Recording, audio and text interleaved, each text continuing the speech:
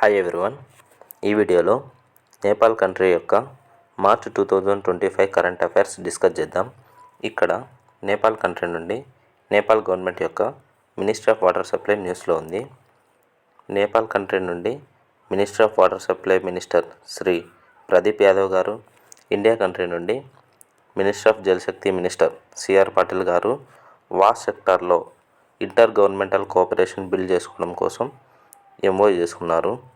ఇక్కడ was sector అంటే meaning వచ్చేసి water, sanitation and hygiene sector అన్నమాట. ఈ ఎంఓయూలో అడిషనల్గా waste management, ground water monitoring and technology transfer లాంటి సిస్టమ్స్ని కూడా ఇంక్లూడ్ చేయడం జరిగింది. ఇక్కడ నేపాల్ కంట్రీ యొక్క బేసిక్ ఇన్ఫర్మేషన్ అండ్ ఇండియా యొక్క బేసిక్ ఇన్ఫర్మేషన్ ఇవ్వడం జరిగింది.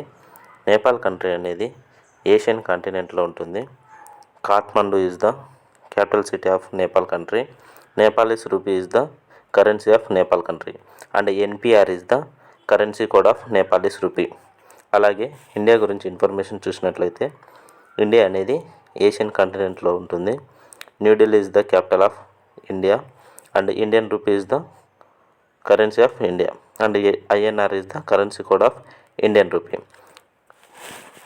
మీరు కరెన్సీ ఎక్స్చేంజ్ ప్లాట్ఫామ్లో కానీ గూగుల్లో కానీ సింపుల్గా ఎన్పిఆర్ టు ఐఎన్ఆర్ అని టైప్ చేస్తే Nepalese rupee to Indian rupee యొక్క కరెన్సీ ఎక్స్చేంజ్ వాల్యూ అనేది సింపుల్గా అబ్జర్వ్ చేయొచ్చు.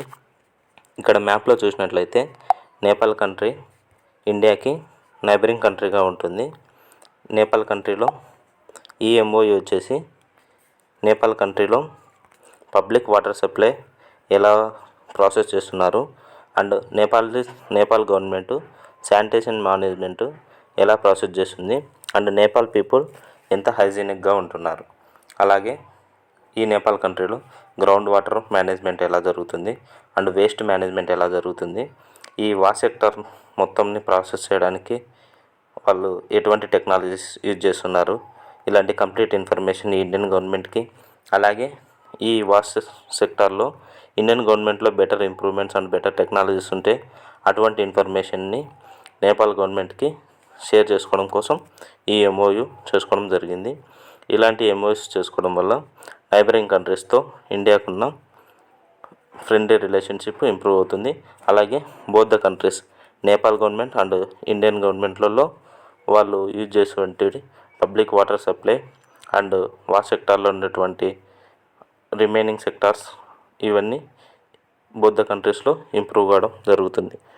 That's all about today's video. Please